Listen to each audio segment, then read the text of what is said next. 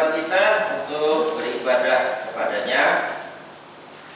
Untuk itu saya dari depan mengucapkan selamat sore.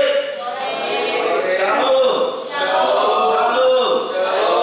Tuhan, tentunya kita punya kerinduan yang sama untuk beribadah, mengambil bagian dalam persekutuan kita supaya kehidupan kita tergembalakan. Dan saudaraku, oleh sebab itu kita angkat pujian hidupku adalah penyembahan.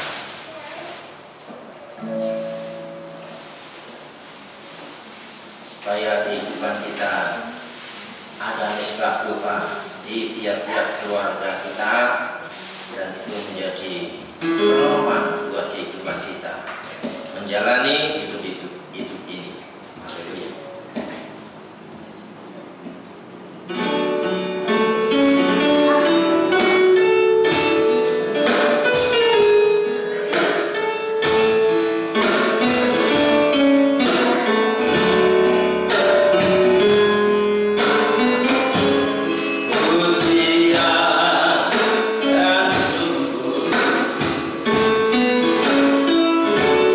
Kau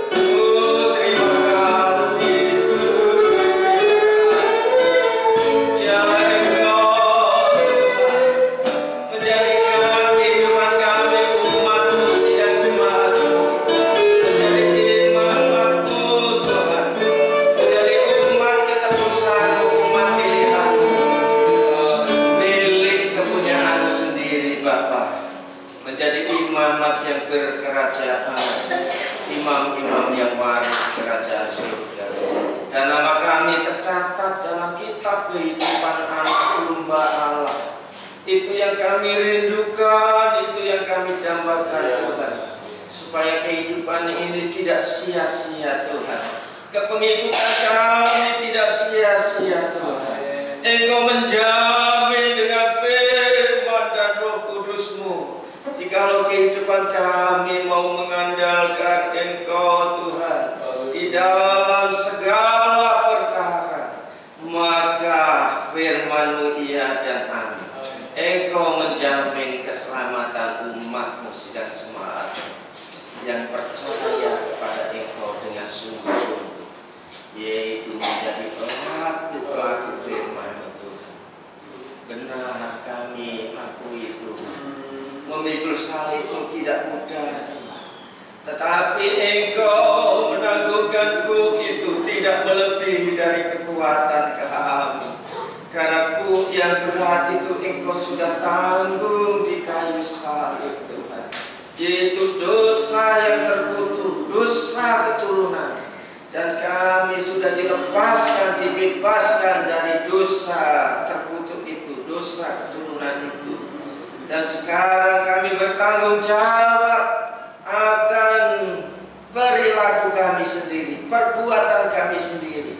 Jikalau kami sudah percaya kepada Engkau, Engkau memberikan Roh Kudus-Mu untuk menjaga kehidupan kami, menjaga kesucian kami, menjaga mulut lidah kami, menjaga pikiran kami Tuhan, supaya pikiran kami, hati kami tidak melakukan kejahatan Tuhan, tidak melakukan hal-hal yang menyimpang dari firman-Mu. Biarlah kehidupan kami mau belajar menjadi pelaku firman-Mu Bapa. Terpujilah nama-Mu kekal selama-lamanya. Seberapa banyak kami yang ada, Engkau memberkati kehidupan kami, baik yang masih dalam pertengahan jalan pun berkemas, percepat langkah mereka, tibakan dengan baik dan selamat di tempat ini, untuk bisa sama-sama ambil bagian dalam memuji memuliakan nama, terlebih mendapatkan berkat besar, yaitu pembukaan rahasia firman, supaya kami pulang tidak sia-sia. Kami membawa berkat-Mu yang besar Tuhan, untuk kami bawa pulang. Terpujilah nama-Mu kekal selamanya.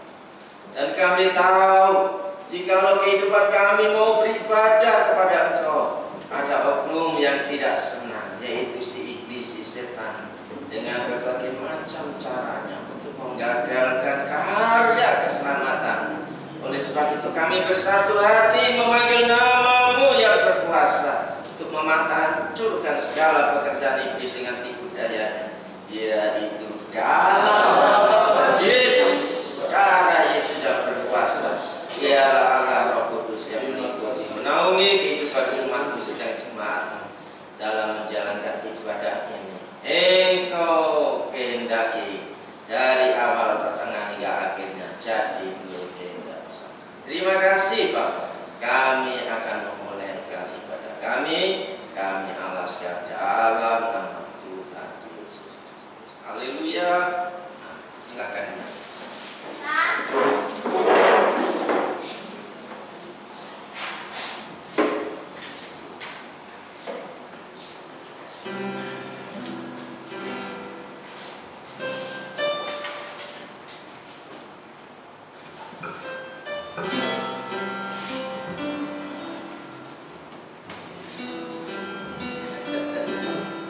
Oke, kita lanjutkan pujian kita.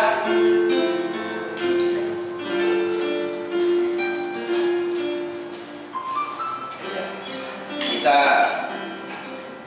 ya, saudaraku, masih ada kerinduan kita untuk memuji memuliakan nama Tuhan? Ya, kita angkat pujian. Bagimu pujian.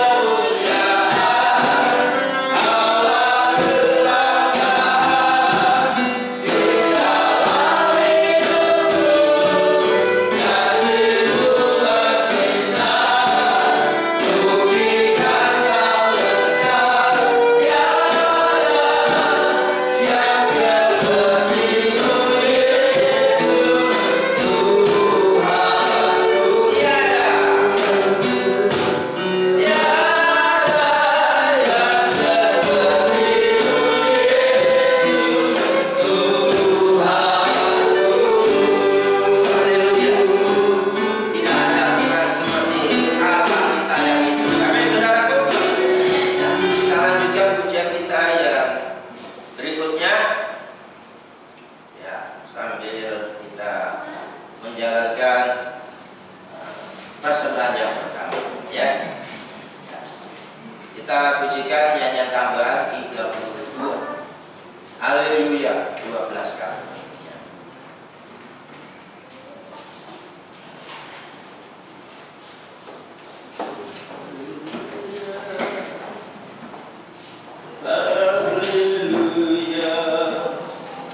Hallelujah.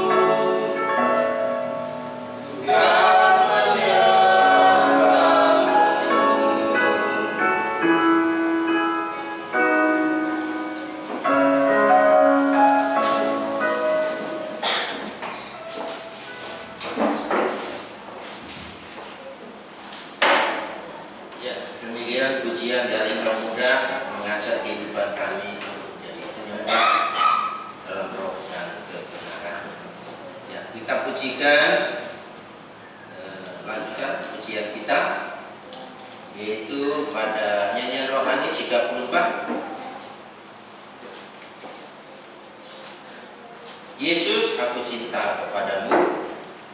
Dan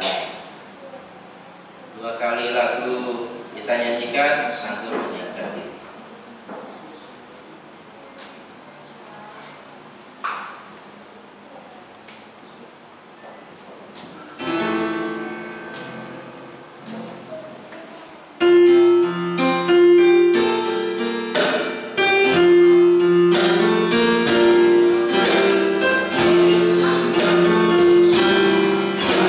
Cinta kepadamu, Yesus.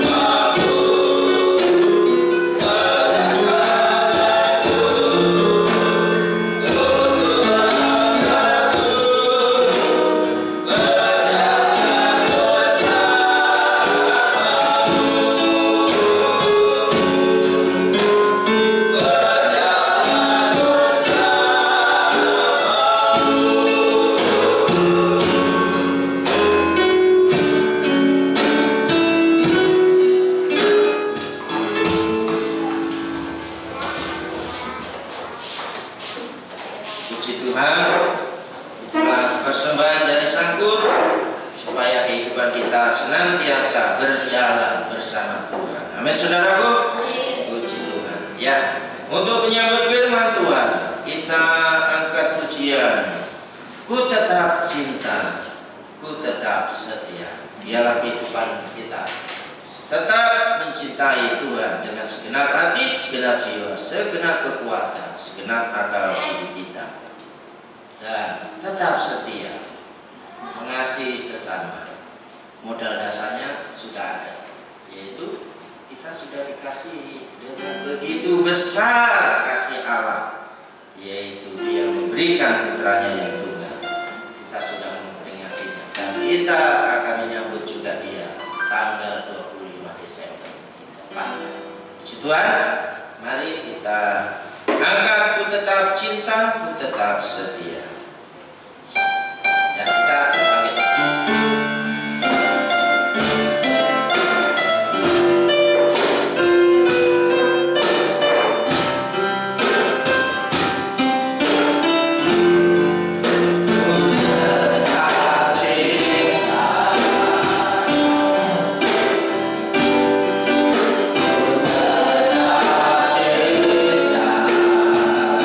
Haleluya. Kalau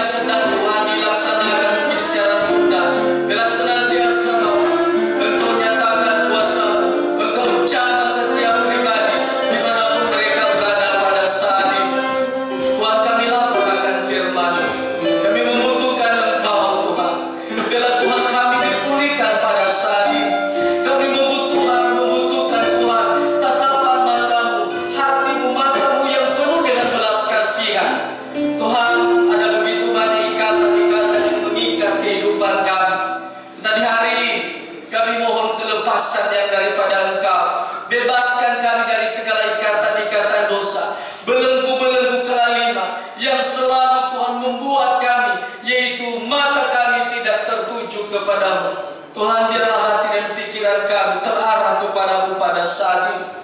Kami mohon hadir-Mu di dalam hidup kami. Kami membutuhkan Roh Kudus-Mu Tuhan. Kehadiran kami di tempat ini bukan hanya secara kebetulan, tetapi ada suatu hal yang kami dapatkan pada hari ini. Kami bertemu dengan Engkau, kami berjumpa dengan Engkau, kami mengalami Tuhan hadirat-Mu di dalam hidup kami. Bila terjadi sukacita di tempat ini Tuhan, bila kemuliaan-Mu terjadi bukan hanya di Bethlehem, tetapi di tempat ini Tuhan, kemuliaan hadirat nyata di tengah-tengah kami saat ini. Terima kasih Tuhan, kami membuka hati dan pikiran kami untuk mendengarkan firman-Mu. Pakai dan urapi hamba-Mu, baik yang membacakan firman-Mu maupun juga Tuhan seluruh jemaat yang duduk mendengarkan firman-Mu. Biarlah firman-Mu Tuhan jatuh di tanah yang baik di dalam hati kami, sehingga menghasilkan buah yang banyak. Terima kasih Tuhan, kami membuka hati kami mendengarkan firman. Dan bila ada iblis mengganggu, segala setan kuasa maut, kami usir, kami tolak, kami tengking segala pekerjaan setan iblis itu. Yaitu di dalam nama Yesus segala kuasa gelap pergi keluar. Darah Yesus yang berkuasa. Pujilah Engkau Tuhan. Dalam nama Tuhan Yesus Kristus kami berdoa dan mengucap syukur. Haleluya. Amin. Silakan duduk. Puji Tuhan, salam sejahtera dalam nama Tuhan kita Yesus Kristus yang telah menolong menyertai kehidupan kita. Suatu sukacita saudara, pada hari ini kita bisa berkumpul di tempat ini sebagai umat keterusan Tuhan, sebagai orang yang percaya. Ya, kita yakin dan percaya bahwa hari ini kita akan mengalami Tuhan di dalam hidup kita.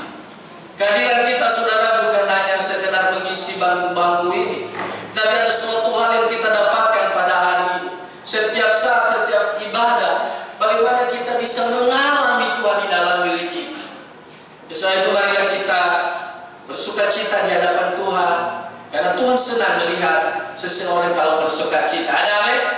Puji Tuhan saudara, dari tempat ini kami menyampaikan selamat datang, selamat mendengarkan firman Tuhan, selamat sore bagi kita semuanya. Shalom. Shalom. Shalom. Shalom. Puji Tuhan. Firman Allah pada hari ini yang kita akan dengarkan berbicara tentang, yaitu ibadah adalah kesempatan untuk dipulihkan. Ya, ibadah adalah kesempatan untuk dipulihkan. Untuk apa kita ibadah saudara? Tapi kalau hidup kita begitu-begitu saja, ya, hari Senin ketemu hari Senin, hari Minggu ketemu hari Minggu, ya, ini tetap muka hari Kamis, muka hari Rabu. Ayo, ada suatu hal yang beda, ya. Kita saja pakai baju, ya, tidak sama. Kalau kita pakai baju-baju itu terus, orang bilang tidak ada baju lain kan? Nah, itu. Demikian juga di dalam hidup kita, kalau hidup kita, perbuatan-perbuatan kita begitu-begitu saja, ya, Tuhan tanya, tidak ada yang lain kan? Kan ada hal-hal yang baik. Ada amin? Saya dikasih Tuhan senang, ya. Tuhan tahu kita ini orang keras hati, ya. Makanya Tuhan berkata kepada orang Israel adalah kamu tegar tengkuk. Tapi Tuhan selalu hadir dalam firman-Nya. Tuhan selalu hadir di dalam kasih sayang-Nya. Soal itu kita baca firman Allah pada saat ini. Sekali lagi tema firman Allah, ibadah adalah kesempatan untuk dipulihkan. Ini loh kesempatan hari ini. Jangan sia-siakan waktu ini. Mari kita buka Alkitab kita di dalam Lukas pasal yang ke-13 ayat 10 sampai dengan ayat yang ke-17. Lukas pasal 13. Ya, Lukas ini saudara terkena pada Yesus sebagai anak manusia. Ya, Yesus sebagai anak manusia yang penuh penderitaan, yang penuh dengan sengsara. Nah, kalau kita sengsara, ya berarti kita mengikuti jejaknya Tuhan Yesus. Ya, dia sebagai anak manusia. Nah, itu loh. Ya, Lukas pasal 13 ayat 10 sampai dengan ayat yang ke-17. Injil Lukas pasal 13 ayat 10 sampai 17. Menyembuhkan orang sakit pada hari Sabat.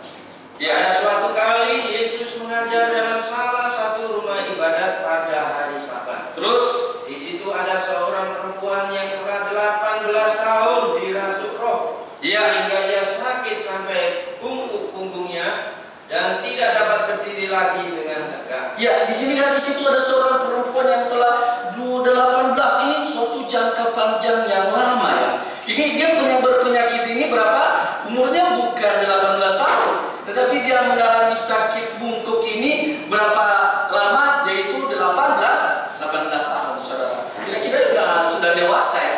Kalau anak-anak sudah bisa ya dewasa lah, ya itu begitu. Terus ketika Yesus melihat perempuan itu, dia memanggil dia dan berkata. Nah ini pertanyaannya, saudara yang dikasih Tuhan, kenapa Yesus memanggil perempuan ini? Coba kalau dia di luar ibadah, ya kalau tidak ibadah, pasti tidak dapat panggilan. Sekali bungkuk juga, mau 50 tahun, mau 100 tahun, Tuhan tidak peduli, saudara. Tetapi dengan kehadiran perempuan ini dalam rumah ibadah, oh ternyata sekalipun dia sudah berada dalam ikatan setan, tetapi ada kesempatan untuk bisa dilepaskan. Kenapa? Karena kerinduan untuk ibadah. Ya, mungkin hari-hari ini banyak ikatan yang mengikat kehidupan kita. Sekarang kesempatan ya untuk bisa membebaskan kita dari ikatan ini. Terus, hai ibu, penyakitmu telah sembuh. Penyakitmu telah sembuh. Terus, lalu ia meletakkan tangannya atas perempuan itu. Ya, dan seketika itu juga berdirilah perempuan itu dan memuliakan Allah. kasihan ya perempuan ini, ibu ini, saudara dikasih Tuhan, dia tidak bisa berdiri. Dia jatuh ibadah. Kenapa? Ada ikatan. Ayo, pada hari ini mungkin ada ikatan di dalam diri kita. Lepaskan dirimu dari ikatan. Apapun, saudara. Ya, apapun yang mengikat diri kita. Ikatan marah-marah, ikatan iri hati, ikatan sakit hati. Ya itu loh. Ya, harus kita dibebaskan, dilepaskan. Terus. Tetapi kepala rumah ibadat gusar karena Yesus menyembuhkan orang pada hari Sabat. Ya, seringkali ketika kita mengalami perubahan, kita menjalankan ibadah yang benar, ada yang gusar. Ya, ada yang saudara dikasih Tuhan pikiran macam-macam. Jadi itulah sudah terjadi sejak dahulu kala. Terus, lalu ia berkata kepada orang banyak, ya, ada 6 hari untuk bekerja. Terus, karena itu datanglah pada salah satu hari itu untuk disembuhkan. ini pakai firman, hati-hati loh. Ya, semua memakai firman, ada 6 hari. Justru akan dia lebih tahu Sabat, dia lebih tahu firman daripada Tuhan sendiri. Ya, lebih mengenal, artinya merasa lebih tahu, merasa lebih pintar. Terus, dan jangan pada hari Sabat. jangan pada hari Sabat. Padahal hari Sabat adalah hari untuk pembebasan, hari untuk kesembuhan, hari untuk pemulihan. Terus, tetapi Tuhan menjawab dia, katanya, ya, hai orang-orang munafik. nah inilah saudara orang-orang yang tidak mau orang lain bebas, itu munafik. Ya, terus, bukankah setiap orang di antaramu melepaskan lembunya atau keledainya pada hari Sabat dari kandangnya, ya, dan membawanya ke tempat minuman? terus, Bukankah perempuan ini yang sudah 18 tahun diikat oleh iblis, sudah 18 tahun diikat oleh iblis, terus harus dilepaskan dari ikatannya itu? Karena ia adalah keturunan Abraham. Ya, saudara, kenapa selalu Tuhan mengatakan keturunan Abraham, baik itu Zakheus maupun perempuan ini? Nah, ini ada nilai plusnya. Kalau kita menjadi keturunan Abraham, menjadi keturunan Abraham adalah punya iman. Punya iman bukan berarti iman muncul sendiri. Rindu mendengarkan firman Allah. Dengan mendengarkan firman Allah, maka muncullah iman. Terus, Dan waktu ia berkata demikian, ya, semua lawannya merasa malu, ya, dan semua orang yang bersuka cita karena segala perkara mulia yang telah dilakukannya. ya. Sekarang saudara, Tuhan mau melakukan bagiannya kepada kita. Tetapi marilah kita melakukan juga bagian kita. Apa itu? Kita melihat firman Allah, bahwa tema firman Allah tadi, ibadah adalah kesempatan untuk dipulihkan. Artinya setiap kita ibadah ini adalah kita mau dipulihkan. Ya, kita jangan hanya saudara, yaitu kita hari-hari seperti yang saya katakan tadi, ke Senin ketemu dengan Senin, Rabu ketemu dengan Rabu, Minggu ketemu dengan Minggu. Bukan begitu. Setiap hari ada suatu hal yang beda. Apa yang membedakan kita, saudara? Ibadah. Itu yang membedakan kita dengan dunia. Dunia ini kalau kita melihat, mereka berhasil. Ya, mereka berhasil, mereka punya segala-galanya. Sehingga seringkali mereka tidak membutuhkan Tuhan. Ya, mereka tidak membutuhkan Tuhan, saudara. Tapi beda dengan kita. Ya, beda dengan kita ibadah. Itu yang membuat bangsa Israel itu dibedakan dengan dunia, dibedakan dengan bangsa-bangsa lain dari ibadahnya, yaitu ibadahnya itu istilahnya berkiblat kepada Tuhan, ya, mengarah pada pengajaran tabernakel. Nah itu. Nah kenapa saudara pengajaran tabernakel itu penting? Ya, karena itu merupakan dikatakan firman Allah buatlah tabernakel supaya aku diam di tengah-tengahmu. Demikian juga apa itu tabernakel? Rumah Allah, kemah kediaman Allah. Di mana sekarang saudara tabernakel itu? Dulu di padang gurun, ya, dibangun di kaki gunung Sinai, saudara yang dikasihi Tuhan. Tetapi sekarang tabernakel itu hidup kita. Nah, yang dibangun itu adalah pribadi kita untuk dipulihkan. Kita ini sudah rusak, ya, sudah rusak, pikiran rusak, hati rusak, mulut rusak, telinga rusak, saudara yang dikasihi Tuhan. Ini perlu dipulihkan seperti perempuan yang telah bungkuk tadi. Sekali lagi, ada begitu banyak yang ditolong oleh Tuhan saat ibadah, saat mendengarkan firman Allah. Yang dibutuhkan, yang dipulihkan 3 hal, saudara. Yang dipulihkan yaitu tubuh, jiwa, dan roh. Itu dipulihkan semua. Ya, tubuh dipulihkan supaya jadi sehat. Ada amin? Tuhan tidak mau juga melihat kita sakit-sakitan. Ya, Tuhan mau anak-anaknya sehat. Itu loh. Ya, sehat dalam berpikir, sehat jasmani. Yang kedua yang dipulihkan adalah jiwa. Di dalam jiwa ada nyawa. Dengar, ya, di dalam jiwa ada nyawa. Di dalam nyawa itu ada keselamatan. Nah, ini Tuhan membawa. Kalau kita hanya memiliki jiwa tetapi tidak memiliki keselamatan, saudara, apa bedanya dengan binatang? Yang disembelih dimakan, jadi berharga binatang. Ya, kalau kita jual 1 piring RW berapa, saudara? Tapi coba manusia, kalau ditaruh di piring tidak laku. Tetapi kalau kita sudah diselamatkan, berharga di mata Tuhan. Makanya kata berharga di mata Tuhan kematian orang benar. Iya kan? Beda dengan apa? Kalau tadi saya katakan binatang lebih berharga kalau apa? Kalau daripada manusia yang tidak bertobat. Tapi kalau kita sudah dipulihkan, kita berharga di mata Tuhan. Ya, kita berharga loh. Sehingga Tuhan tidak membiarkan, kalau kita berharga itu tidak membiarkan kita jatuh. Kalau orang berharga itu digambarkan seperti mutiara atau emas, saudara yang dikasihi Tuhan. Mau diletakkan di mana saja, mau di kotoran apa saja, kita ambil, cuci, gosok, sudah dipulihkan kembali. Nah, mungkin kita, saudara, di rumah tangga kita sudah kotor, di kantor kita sudah kotor, di luar sana di tempat pekerjaan kita sudah kotor. Nah, di dalam rumah ibadat ini kita sedang disucikan. Kenapa? Karena kita ini berharga. Karena kita ini mutiara di hadapan Tuhan. Nah, itu. Kalau kita mutiara berharga di mata Tuhan, berarti gampang dibersihkan. Tapi coba kalau kayu lampu, nah, taruh di mau bersihkan, semakin dibersihkan semakin hancur. Ya, kenapa? Karena lapuk. Tetapi kalau mutiara emas berharga. Makanya di dalam firman Allah mengatakan bahwa orang benar itu, kematian orang benar itu berharga di mata Tuhan. Kita lanjutkan, saudara. Yang pertama tadi yang dipulihkan adalah tubuh. Yang kedua adalah jiwa. Dalam jiwa ada nyawa. Nyawa kita ini berharga di mata Tuhan. Makanya dikeselamatkan. Yang ketiga adalah roh. Itu. Dipulihkan roh kita.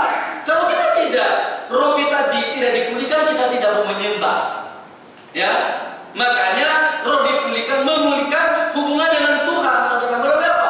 Pujian penyembahan. Makanya kalau ada pujian penyembahan, saudara jangan santai. Bangun hubungan dengan Tuhan. Ya. Membangun Tuhan, kami menyembah Tuhan. Itu kita bukan hanya di Bethlehem ada kemuliaan, tetapi di tempat ini, di tempat tidur kita ketika kita menyembah Tuhan, turunlah hadirat Tuhan. Gitu. Coba saudara, bagi yang sudah mengalami, indah sekali bersama dengan Tuhan. Tapi bagi yang belum mengalami, masa sih? Masa sih ya? Kita katakan masa sih karena kita tidak alami. Tapi kalau kita yang sudah sering mengalaminya, betul-betul, oh Tuhan terima kasih, indah, ya indah bersama Tuhan. Nah tinggal ini. Nah ini bagaimana? Tergantung kita saudara. Tubuh sudah dipulihkan, ya tubuh yang sehat, ya jiwa yang diselamatkan, roh yang ada hubungan dengan penyembahan dengan Tuhan. Nah, kalau kita perhatikan pada saat ini dalam ayat ini siapa yang dipulihkan? Ya, itu seorang perempuan. Ya, seorang perempuan. Nah, di dalam pernyataan Yesus tentang kedatangannya ada dua kelompok perempuan. Ya, yaitu gadis-gadis yang bodoh dan gadis-gadis yang bijaksana. Nah, perempuan ini digambarkan sebagai gadis yang bodoh. Seringkali saudara kita kategorikan diri kita ini sebagai gadis yang bijaksana. Siapa yang mengatakan demikian? Ayo, sudah dikasih Tuhan. Oh, saya gadis yang bijaksana. Siapa? Tuhan sudah bilang. Kalau Tuhan mengatakan ada gadis-gadis yang bodoh, berarti perlu pemulihan. Itu loh. Berarti ada kesempatan sebenarnya. Jangan sampai terlambat. Siapa yang bisa mengatakan menjamin bahwa kita adalah gadis yang bijaksana? Masih perut yang kotor, masih tidak hidup dalam penyembahan, masih ada firman Allah datang terlambat saudara. Ya, terlambat untuk bertobat. Tunggu dulu, belum saya selesaikan dulu. Ya, ini kalau ini cerita tunggu dulu. Ini firman Tuhan belakang dulu. Ya, kita letakkan di belakang dulu. Kita hadapi secara apa? Secara mau adat apa? Ayo, ya, adat Jawa. Ini sudah dikasih adat Seruni, ya, adat Papua sudah dikasih Tuhan. Tidak bisa, kita tidak boleh menghadapi dengan cara-cara begitu. Marilah kita menghadapi dengan keteguhan hati, dengan kesabaran. Kita melihat saudara, yang perlu dipulihkan adalah gadis-gadis yang bodoh. Siapa itu gadis-gadis yang bodoh? Kita baca di dalam Matius 25 ayat 1 sampai dengan 13. Matius pasal 25. Kita baca secara keseluruhan supaya kita bisa melihat ya siapa sebenarnya gadis yang bodoh. Injil Matius 25. Gadis-gadis yang bijaksana dan gadis-gadis yang bodoh. Pada waktu itu hal kerajaan surga seumpama 10 gadis yang mengambil pelitanya dan pergi menyongsong mempelai laki-laki. 5 diantaranya bodoh dan 5 bijaksana. Jadi sehingga di sini saudara tidak tahu siapa yang golongan darahnya apa, siapa dia sebenarnya. Ayat 3. Gadis-gadis yang bodoh itu membawa pelitanya, tetapi tidak membawa minyak. Nah inilah saudara kelemahan daripada gereja, yaitu gadis-gadis yang bodoh ini terus. Sedangkan gadis-gadis yang bijaksana itu membawa pelitanya dan juga minyak dalam buli-buli mereka. Ini ke siapa? Ya, gadis-gadis yang bijaksana itu siapa betul? Yang tidak dipengaruhi oleh gadis-gadis yang bodoh. 5, tetapi karena mempelai itu lama tidak datang juga. Iya. Mengantuklah mereka semua lalu tertidur. Nah, di sini saudara letak ya siapa dari awal ini sebenarnya tidak jelas ya, tidak tahu siapa yang bodoh, siapa yang bijaksana. Tetapi di sini seleksinya. Ayat 6. Waktu tengah malam terdengarlah suara orang berseru. Ya. Mempelai datang, songsonglah dia. Apakah mereka sama-sama bangun? Ya. Gadis-gadis di situ pun bangun semuanya. Bangun semuanya. Bereskan pelita. Yang bodoh, yang bijaksana bangun semuanya terus. Gadis-gadis yang bodoh berkata kepada gadis-gadis yang Nah, di sini berikanlah kami sedikit dari minyakmu itu. terus. Sebab pelita kami hampir padam. Iya. Tetapi jawab gadis-gadis yang bijaksana itu. Iya. Tidak, nanti tidak cukup untuk kami. Terus. Dan untuk kamu. Lebih baik kamu pergi kepada penjual minyak dan beli di situ. Iya. Akan tetapi, waktu mereka sedang pergi untuk membelinya, datanglah mempelai itu dan mereka yang telah siap sedia masuk bersama-sama dengan dia ke ruang perjamuan kawin. Terus. Lalu pintu ditutup. Terus. Kemudian datang juga gadis-gadis yang lain itu dan berkata, Iya. Tuhan, Tuhan, bukakanlah kami pintu. Iya. Terus. Tapi dia menjawab, Aku berkata kepadamu, sesungguhnya aku tidak mengenal kamu. Iya. Karena itu berjaga-jagalah, sebab kamu tidak tahu akan hari maupun akan saatnya. Iya, terima kasih. Kalau kita melihat saudara ada 3 hal ya yang perlu dipulihkan dalam diri kita. Tidak usah kita berbicara bahwa saya gadis bijaksana. Tapi sekarang pada saat ini kita dipulihkan dalam 3 hal dulu. Yang pertama adalah yaitu di mana gadis-gadis bodoh ini membawa pelita tapi tidak membawa minyak. Gitu. Membawa pelita tapi tidak membawa minyak. Apa artinya itu semua saudara? Ya, punya firman tetapi tidak punya kesaksian itu. Ya, tidak punya kesaksian itu. Tahu firman. Makanya dalam diri kita harus kita memiliki kesaksian iman, bertemu dengan Tuhan. Orang percaya, orang yakin bahwa kita adalah anak Tuhan. Kalau kita katakan saya anak Tuhan, bilang siapa bilang? Maki saya maki juga, iya kan? Tetapi dengan yaitu yang membedakan kita adalah ada kesaksian itu. Membawa pelita, itu pelita kan firman, bukan dikatakan firman adalah pelita bagi kakiku, tapi tidak punya minyak. Saudara dikasih Tuhan, tidak punya kesaksian hidup. Nah, makanya di dalam diri kita, mungkin hari ini dalam ibadah, dalam rumah tangga tidak mengalami terang. Ya, dalam rumah tangga tidak ada terang, tidak bercahaya, ada kegelapan. Ya, dalam ibadah juga begitu. Dalam perjalanan sehari-hari kita, berarti saudara ada suatu hal yang tidak beres dalam diri kita. Apa itu? Bisa saja kita dikategorikan sebagai gadis-gadis yang bodoh yang membawa pelita. Ya, hamba Tuhan ya, pengajarannya punya, saudara. Tetapi untuk kasih tidak ada. Menghakimi dia juga ada, ya kan? Menghakimi sama saja, marah juga ada. Nah, itu loh. Sehingga di sini kalau berbicara tentang gadis-gadis yang bodoh ini perlu pemulihan. Bagaimana caranya saudara? Yaitu untuk bisa dipulihkan, yaitu harus kehidupan kita mengalami perubahan hidup. Bagaimana?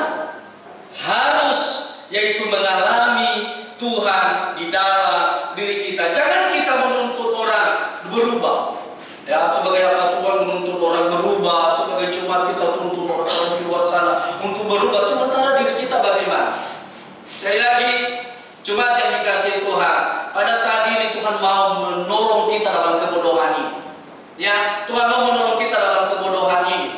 Karena di sini ada 2 kelompok orang, yaitu gadis yang bodoh dan gadis yang bijaksana.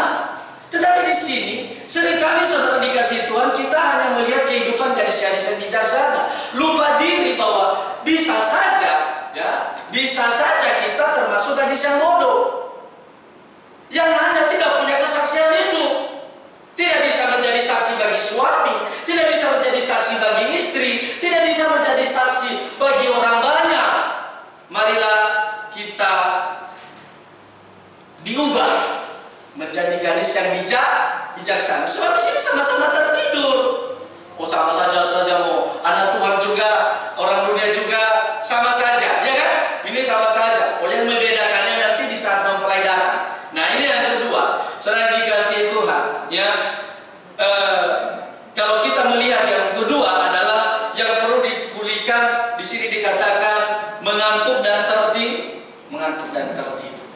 ya.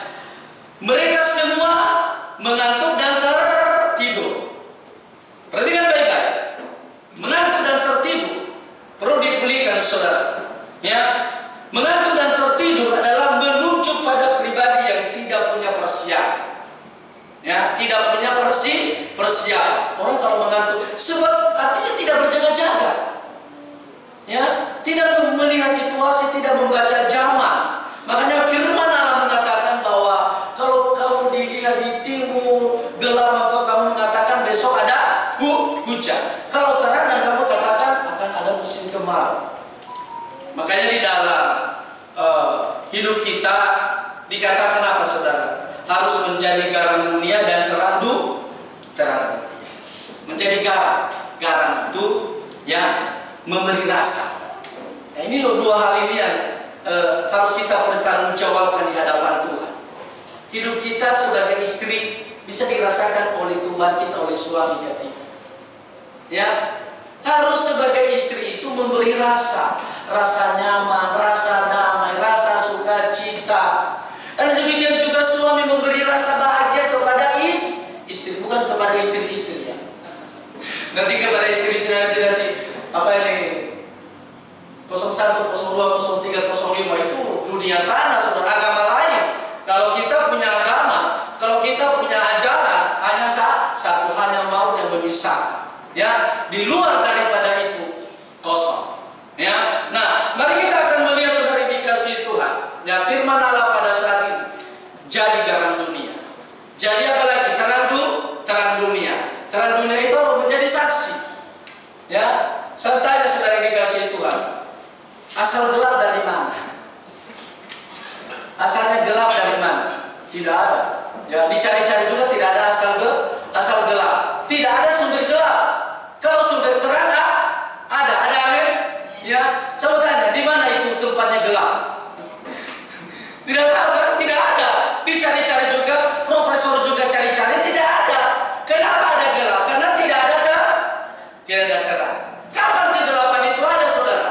Waktu dunia kacau balau, maka roh Allah melayang-layang di atas permukaan bumi. Nah, kalau tidak ada Roh Kudus dalam diri kita, kalau belum disatukan keluarga, belum ada persatuan di dalam nikah, belum ada persatuan di dalam perbatuan, saudara dikasih Tuhan, maka kegelapan itu ada. Makanya firman Tuhan tekankan di dalam hidup kita pada saat ini bahwa apa yang dikatakan oleh firman Allah, yaitu dua hal, kamulah garam dunia, memberi rasa, dan yang kedua, kamu adalah terang dunia. Ini tanggung jawab kita sebagai anak-anak Tuhan. Dan yang perlu dipulihkan tadi mengantuk. Yang ketiga yang perlu dipulihkan adalah saudara pergi mencari minyak saat mempelai datang. Bayangkan, mempelai datang ini pergi mencari minyak. Mana bisa begitu? Nah, artinya saat mendengar firman Allah tetap kerasa.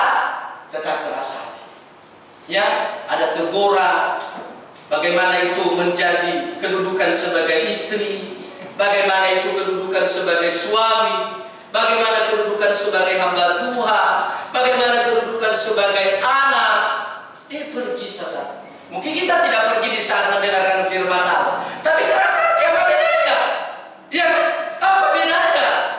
Makanya di dalam firman Allah bahwa di saat mempelai datang, apa yang ada dalam diri mempelai adalah firman. Mempelai itu adalah firman, saudara dikasih Tuhan. Yesus yang telah menjadi firman. Ya, dia dalam bentuk wujud mempelai, dan dia itu adalah firman. Tapi pergi mencari minyak. Padahal minyak itu ada di dalam diri mempelai. Dia adalah sumber. Di dalam firman Allah itu adalah sumber, yaitu keselamatan. Ya, bisa paham ya? Bisa paham, bisa kita mengerti. Ya, pergi di saat ada. Ini perlu dipulihkan. Jangan sampai saudara datang mempelai ada firman Allah kita keraskan hati, saudara pergi. Nanti akibatnya apa? Biar juga mencucurkan, mencari dengan sampai mencucurkan air mata, tidak akan dapat apa-apa. Ampasnya pun juga tidak dapat. Seperti siapa? Anak bungsu minta ampas tidak dikasih. Nah, makanya dia sudah tahu. Oh, ini jalan keluarnya. Saya harus pergi kepada Bapakku, kembali kepada Tuhan. Itulah yang ketiga hal yang dipulihkan. Yang pertama, yang orang kehidupan yang bodoh ini, yang membawa pelita tapi tidak membawa minyak. Ya, tidak menjadi saksi, saudara dikasih. Ayo kita menjadi saksi ya. Kita menjadi saksi. Yang kedua adalah hilangkan rasa ngantuk dan tidur. Ya, ngantuk dan tidur itu adalah menunjuk pada pribadi yang tidak punya persiapan, tidak berjaga-jaga. Ya, tidak berjaga-jaga. Yesus mengatakan, tidakkah kamu sanggup berjaga-jaga dengan aku 1 jam saja? Nah, itu. Makanya di dalam diri kita pada saat ini, ibadah kita yang mendengar firman Allah kurang lebih 1 jam. Apakah kita tidak sanggup, saudara? 1 minggu Tuhan sudah berikan kepada kita, yaitu 24 jam setiap hari. Mari kita berikan kepada Tuhan 1 jam saja. Tuhan meminta kepada kita. Agar apa, saudara? Supaya kita kita jangan jatuh dalam pencobaan. Berdoa dan berjaga-jaga supaya kamu jangan jatuh dalam pencobaan. Pencobaan itu ada. Iblis selalu mencoba, iblis selalu menggoda. Jangankan kita jemaat, jangankan hamba Tuhan, Yesus saja dicobai. Siapa kamu? Ya, kalau kita tidak memiliki firman Allah, dicobai saudara. Kalau tidak hidup dalam penyembahan, dicobai. Bisa melalui suami, kita dicobai. Bisa melalui istri, dicobai saudara. Ya, cobaan itu ada di setiap jalan yang kita lewati. Ya, bisa di dalam rumah ibadah, bisa di dalam pelayanan, bisa. Ya, Yesus dibawa cobaan dalam 3 hal. Soal makan, ya kan? Soal makan, terus apa? Soal ibadah. Di ibadah kan? Itu hubungan ibadah. Tapi di luar, bukan di dalam ibadah. Di luar, di hubungan. Ya, di hubungan. Dan yang ketiga adalah soal harta. Ya, itu. Ya, apa? Terus soal makanan, ya, soal ibadah, dan soal harta. Nah, ini harta dikatakan kalau menyembah iblis diberikan semua. Padahal siapa yang punya segala-galanya? Yesus. Makanya jangan kita merasa diri paling suci, paling kuat. Kalau Yesus saja dicobai, apalagi kita. Nah, bagaimana kita bisa, saudara, bisa lepas dari pencobaan ini? Ya, dari godaan-godaan ini. Ya, kita berlindung kepada Yesus yang telah menang di dalam pencobaan, telah mengalahkan setan di dalam pencobaan. Nah, kita melihat keadaan gereja yang dipulihkan atau ada 3 hal juga saudara, perempuan tadi, ya, perempuan tadi 3 kondisinya, ya, kondisinya atau 3 keadaan yang dipulihkan juga, yang ditolong di dalam perempuan ini. Yang pertama, bahwa perempuan ini ada di dalam ibadah ikut persekutuan. Nah, ini loh, ada ibadah ikut persekutuan, tapi apa? Siapa kondisinya tadi? Bungkuk. Ya, ini bungkuk. Nah, ini berbicara tentang ibadah tapi pandangan hanya dunia. Mungkin pada saat ini kita ibadah tapi dunia saja. Kita tidak pernah berpikir kerajaan surga. Ibadah itu karena memang kita orang Kristen. Ibadah itu melayani sebagai hamba Tuhan, sebagai tugas. Karena memang saya hamba Tuhan, saya harus khotbah. Ya, melayani di depan ini saudara sebagai, ya, saya menyanyi karena saya imam. Bukan begitu saudara. Ya, bukan begitu. Kita menyanyi di depan ini untuk memuliakan nama Tuhan, untuk menyenangkan nama Tuhan bersama malaikat di surga. Ada amin? Kita tidak sendiri. Ya, jangan menyuruh sedikit. Tidak, bersama malaikat di surga. Kalau kita tidak merasa tidak bersama malaikat di surga, sedikit saja, gak usah menyanyi. Meremehkan, yaitu pujian penyembahan. Ya, meremehkan pujian penyembahan. Makanya keadaan pada saat ini, saudara, perempuan ini dipulihkan dalam keadaan bungkuk. Itu keadaan saudara. Ya, siapa di sini yang tidak pikiran dunia? Jujur, angkat tangan. Kalau bisa, angkat tangan dua. Ayo, siapa di sini yang tidak pikiran duniawi? Seringkali kita, tidak, saya hamba Tuhan, saya tidak pikiran dunia. Siapa tidak? Siapa yang tidak membutuhkan saudara? Pikir tidak ada yang dulu. Ini bagaimana masa depan saya punya anak ini? Bagaimana saya mau makan apa besok? Iya tak? Ya kan tidak? Ya. Tetapi saudara, Tuhan menyatakan jangan khawatir. Kalau burung di udara Tuhan pelihara, terlebih-lebih kita orang percaya. Nah, saya mau tanya sama kita, selama ini apakah Tuhan tidak perhatikan kita? Tuhan juga pelihara kan? Buktinya kita hidup, kita sehat, kita gemuk-gemuk, bahkan kelebihan gemuk. Ya tak? Kelebihan gemuk sampai jadi kurus. Iya loh, gemuk itu kan karena diberkati. Tidak ada orang yang gemuk karena saudara kekurangan. Tidak ada. Ya, tidak ada itu. Karena diberkati. Makanya ya, saudara dikasih Tuhan ini, kita jujur saja kita ini masih pikiran dunia. Karena kita dia mau hamba Tuhan sampai bagaimanapun, dia pasti pikiran duniawi. Perlu ditolong oleh Tuhan. Kenapa ditolong oleh Tuhan? Karena ibadah. Coba kalau saudara tidak ibadah, ya pasti saudara mungkin sudah memikirkan masa depan.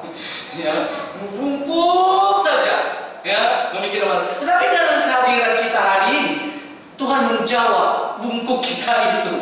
Ya, Tuhan menyelesaikan, Tuhan menyembuhkan bungkuk kita, pandangan kita terhadap dunia. Mana ada orang menghadap ke langit? Pasti paling-paling dia tiarap, saudara. Baru dia menghadap memandang ke langit. Tetapi dengan kita jadi sehat, tidak bungkuk, disembuhkan, dipulihkan, baru dia bisa, Tuhan, ternyata enak juga ya. Ya, kecuali kalau saudara seperti onta yang itu dia punya punuk, memang dia diciptakan seperti itu. Ya, apakah mau jadi onta ya yang melewati padang gurun? Onta itu diperlengkapi untuk bisa berjalan, yaitu bermil-mil di padang gurun, karena di belakangnya itu adalah cairan. Ya, itu gunanya punuknya. Nah, itu. Ya, mungkin saudara, apa itu guna punuk daripada onta? Ternyata Tuhan sudah. Makanya di padang gurun kuda tidak dipakai untuk jadi alat transportasi, tetapi apa yang dipakai adalah onta. Ya, ini onta karena dia kuat. Ya, dia bisa sampai 3 hari bisa jalan tanpa makan dan minum. Dia bisa jalan. Kenapa, saudara? Karena di belakangnya itu ada, Tuhan sudah siapkan, yaitu cairan, sehingga dia bisa dia berjalan bermil-mil di padang gurun. Demikian juga di dalam diri kita. Kalau kita memiliki kebenaran firman Allah, air dan hidup, saudara, bisa kita berjalan apapun masalah, kekeringan apapun, kekurangan apapun, Tuhan memampukan kita untuk bisa berjalan. Amin. Nah, itulah yaitu yang perlu dibereskan adalah perempuan ini ikut ibadah tapi pandangan hanya dunia, masih gampang tersinggung. Kalau orang tersinggung itu tidak begini. Ada orang tersinggung begini, tidak ada. Ya, pasti orang tersinggung bagaimana? Nah, kalau orang sudah begini-begini itu dia sedang Dia sedang bungkuk, diikat oleh iblis. Nah, ini perlu dibebaskan, perlu dipulihkan. Jangan saudara mengatakan, oh saya punya istri itu, oh saya punya suami itu. Katakan saya itu Tuhan, saya itu Tuhan, saya itu Tuhan. Ada amin? Ya, jangan saudara mengatakan, oh pasti ini ditunjukkan kepada kita semua. Firman Allah, semua Tuhan tunjukkan kepada kita. Nah, itulah yang pertama, saudara, yang perlu dipulihkan. Ya, saya dan saudara dipulihkan dalam hal ini, pandangan dunia. Yang kedua yang perlu dipulihkan adalah perempuan ini telah 18 tahun bungkuk. Telah 18 tahun bungkuk. Nah, kita hitung-hitungan 18. Nah, itu loh. Nah, angka 18 kalau kita bagi yaitu menjadi 6 ditambah 6 berapa? 12. Ditambah 6 berapa? Kalau dihubungkan di dalam Wahyu 666. Tubuh, jiwa, ini kan angka 6 itu angka manusia, di mana manusia diciptakan pada hari yang ke-6. Tubuh, jiwa, dan rohnya adalah hanya manusia saja, hanya daging, hanya untuk dibinasakan seperti di zaman Nuh. Makanya di zaman Nuh itu dibinasakan karena mereka memiliki bisa dikatakan mereka memiliki angka 666, tubuh, jiwa, rohnya. Nah, inilah saudara, angka 6. Angka 18 ini dibagi 2. Ya, yang pertama tadi adalah angka antikris. 6, tubuh, jiwa, rohnya. Tubuhnya hanya untuk dunia, bukan untuk Tuhan. Yang untuk berfoya-foya, makan dan minum, merokok, ya. Terus apa lagi? Judi, untuk senang-senang. Terus apa? Tubuh jiwanya itu hanya untuk binasa saja, hanya untuk disembelih, hanya untuk mati, dan rohnya tidak punya penyembahan. Nah, itulah antikris itu. Namanya kan antikris, anti penyembahan. Terus apa? Anti ibadah, anti firman, anti damai. Ya, apa lagi? Anti sukacita. Gitu. Itu namanya antikris. Ya, anti semua, tidak suka. Ya, tidak suka kedamaian, tidak suka ibadah, tidak suka menyembah, tidak suka firman, tidak suka disebut, anti semua. Nah, ini perlu dipulihkan, saudara. Ini saya dan saudara itu, saya itu perlu dipulihkan di dalam hal itu. Nah, ini yang pertama. Angka 18 yang pertama adalah angka antikris. Ya, memang tidak ditulis angka 18 antikris. Tetapi kan kalau kita hitung Hitungan. Angka 18 yang berikutnya saudara akan angka keadaan akhir jam. Kita baca nanti, hitung di dalam hati.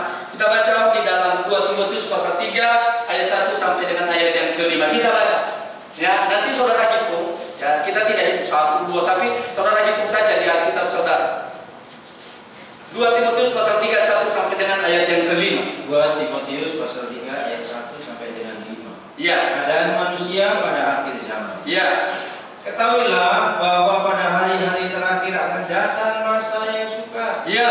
Manusia akan mencintai dirinya sendiri. Terus menjadi hamba uang. Ya.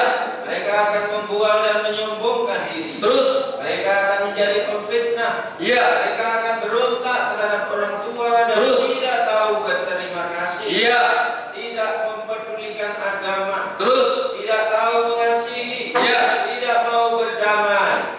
Suka menjelekkan orang. Ya. Tidak dapat mengekang diri. Terus Sekarang tidak suka yang baik. Ya. Suka mengkhianat. Tidak berpikir panjang. Berlagak tahu. Terus lebih menuruti hawa nafsu daripada menuruti Allah. Iya. Secara lahiriah menjalankan ibadah mereka. Tetapi pada hakikatnya mereka memungkiri kekuatannya. Jauhilah mereka itu. Ya, terima kasih. Ya, itulah saudara keadaan perempuan ini. 18 tahun telah bungkuk, telah diikat oleh iblis. Ya, ini merupakan keadaan pada akhir zaman, yaitu tanpa mengalami kuasa ibadah. Secara lahiriah mereka menjalankan ibadah, tetapi tanpa kuasa ibadah. Tidak merasakan ibadah itu loh. Tidak merasakan damai, tidak merasakan penyembahan. Makanya saya selalu berdoa sama Tuhan, biarlah di dalam setiap ibadah kami selalu menyembah Engkau. Kami selalu merasakan sukacita. Untuk apa kita ibadah saudara tidak dihadiri oleh Tuhan? Ya, kalau contohnya kita yang mengundang presiden, tapi kita sudah rame-rame. Kira-kira presiden tidak datang, apa yang terjadi? Pasti kecewa. Suasana itu tidak ada. Dari awal sudah rame-rame, tidak ada presiden diwakili oleh orang tua. Mungkin tukang sapu. Pasti kecewa saudara. Makanya di dalam diri kita dalam ibadah itu harus kita mengalami kuasa ibadah. Apa itu kuasa ibadah saudara? Keubah hidup. Kita diubah oleh Tuhan. Kita tidak sama dari kemarin. Kita harus beda hari ini saudara. Dan yang ketiga, yaitu keadaan perempuan ini adalah tidak bisa berdiri tegak. Ini menggambarkan gereja yang tidak bertahan dalam firman pengajar, tidak tegak lurus.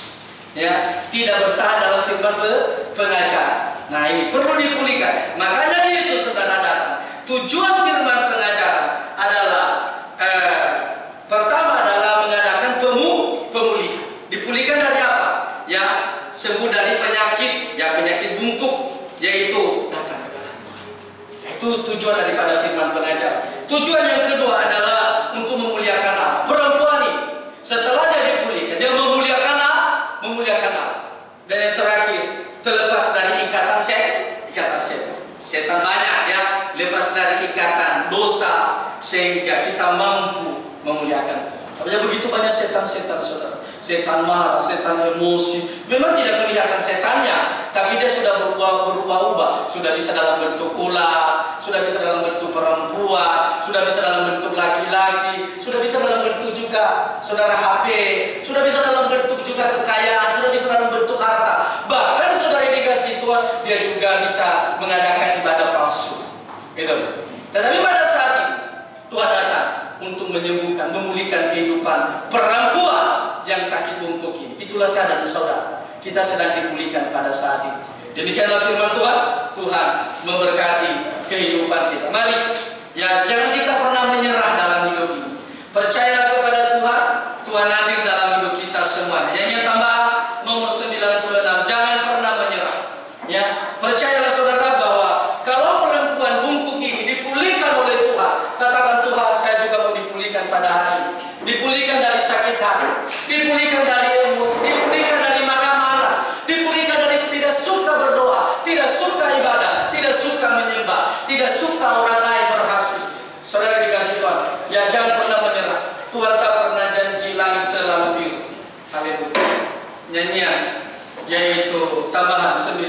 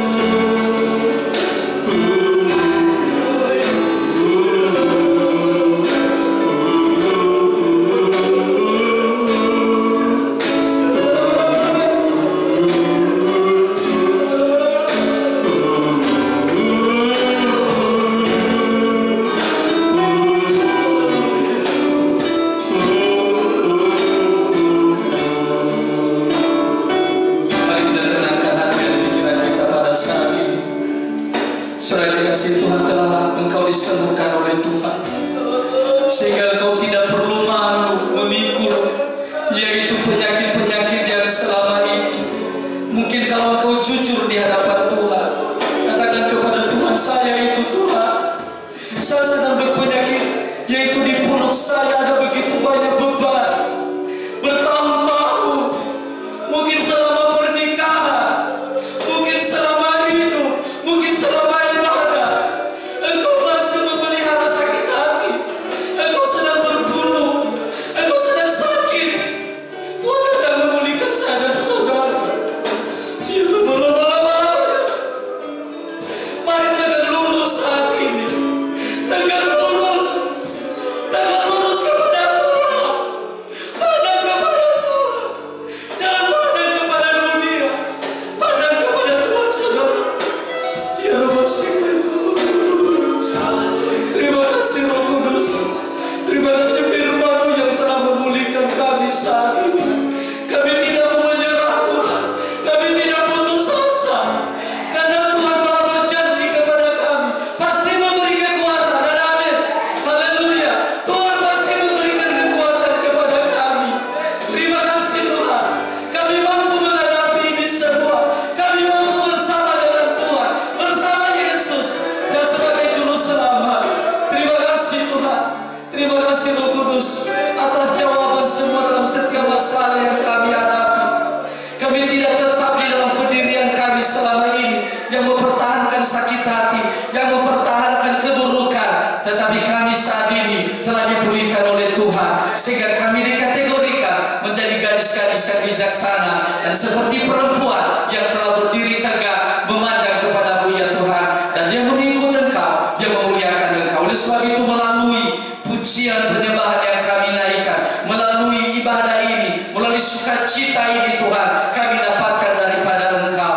Kami mau Tuhan supaya sukacita ini tetap terus menerus di dalam pribadi kami, dalam setiap ibadah yang kami laksanakan, sehingga nantinya kami pulang dengan membawa damai. Kami menjadi terang, kami menjadi garam di dunia ini. Terima kasih Tuhan.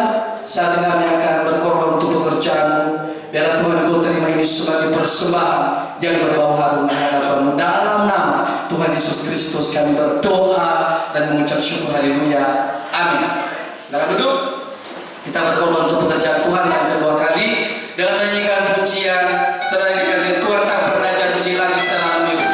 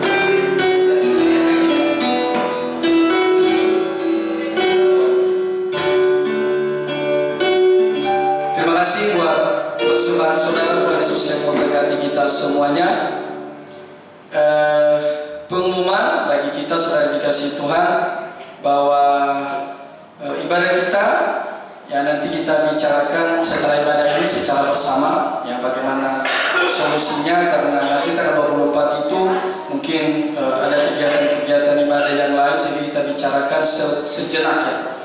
Kita berdoa dulu, mohon bantuan doa untuk Jola Padang, anak dari George Padang yang sedang dirawat di Rumah Sakit Maliau Sorong karena sakit infeksi paru. Kiranya Tuhan Yesus jamah dan sembuhkannya. Kita berdoa buat anak ini supaya Tuhan pulihkan, dan berdoa juga buat Debbie DB Asen ya, DB Asen ya.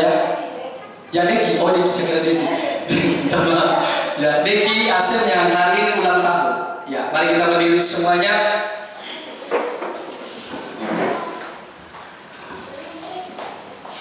Terpujilah Engkau ya Tuhan. Pada saat ini kami bersyukur kepadamu buat anugerah dan pertolonganmu, sehingga kami dapat kekuatan yang baru, kemuliaan yang daripada Engkau. Kami berdoa buat Jola Padang, Tuhan, ada daripada George Padang yang sedang dirawat di rumah sakit Maleo. Tuhan, sedang terinfeksi paru pada saat ini, kami serahkan hidup anak ini dalam tangan-Mu Tuhan. Kami letakkan tangan kami di nama ini Tuhan. Dengan itu juga dalam tubuh jiwa rohnya Tuhan, Engkau letakkan tangan untuk menyembuhkan anak ini. Oleh bilur-bilur-Mu Tuhan, menyembuhkan anak ini. Bila ada sakit penyakit, sakit paru, infeksi paru, kami usir, kami tolak, keluar. Darah Yesus yang berkuasa, mujizat terjadi, kesembuhan terjadi, bilur Yesus yang menyembuhkannya. Terima kasih Tuhan. Kami juga berdoa buat saudara kami Deki Asen yang hari ini berulang tahun. Kami percaya Tuhan, terjadi pemulihan dalam hidup Deki Tuhan, terjadi sukacita, terjadi kemenangan di dalam dirinya, dan bertambah usia, bertambah takutnya akan Engkau, dan dipulihkan oleh Tuhan. Terima kasih Tuhan. Sebentar lagi juga kami akan pulang. Engkau sertai seluruh jemaat Tuhan, baik yang pulang ke rumah masing-masing atau ada juga yang melanjutkan Tuhan ibadah untuk ikut ibadah Natal. Kami serahkan sepenuhnya di dalam tangan-Mu. Biarlah Tuhan terjadi pemulihan, terjadi sukacita di dalam diri kami. Berkati setiap keluarga Tuhan yang juga di tempat ini, yang selalu menyediakan tempat ini bagi kami, baik keluarga Pak Rikson, Pak Renli, dan juga orang tua saudara-saudari semua. Engkau memberkati kehidupan mereka, apapun cita-cita mereka Tuhan, apapun Tuhan tujuan mereka di dalam menjalankan hidup mereka, bahkan usaha mereka di tempat ini, Engkau memberkati semuanya Tuhan. Apa yang mereka korbankan tidak pernah sia-sia, karena Tuhan mereka lakukan untuk kepujian dan kemuliaan nama-Mu. Buat mereka berhasil di hadapan-Mu ya Tuhan. Dan biarlah juga Engkau membuat kami berhasil, baik dalam rumah tangga, di dalam ibadah dan pelayanan, sampai nanti ya Tuhan nama kami tertulis dalam kitab kehidupan anak domba Allah, dan sampai nanti Tuhan kami bertemu dengan Engkau di awan-awan. Terima kasih Tuhan. Inilah doa kami, inilah kerinduan kami. Kami serahkan sepenuhnya di dalam tangan-Mu. Dan saatnya Tuhan kami mohon berkat yang daripada Engkau. Biarlah Engkau memimpin kehidupan kami. Saudara yang dikasihi Tuhan, mari kita angkat tangan dan kita terima berkat yang daripada Tuhan. Tuhan memberkati dan melindungi engkau. Tuhan menyinari engkau dan wajahnya dan memberi engkau kasih karunia.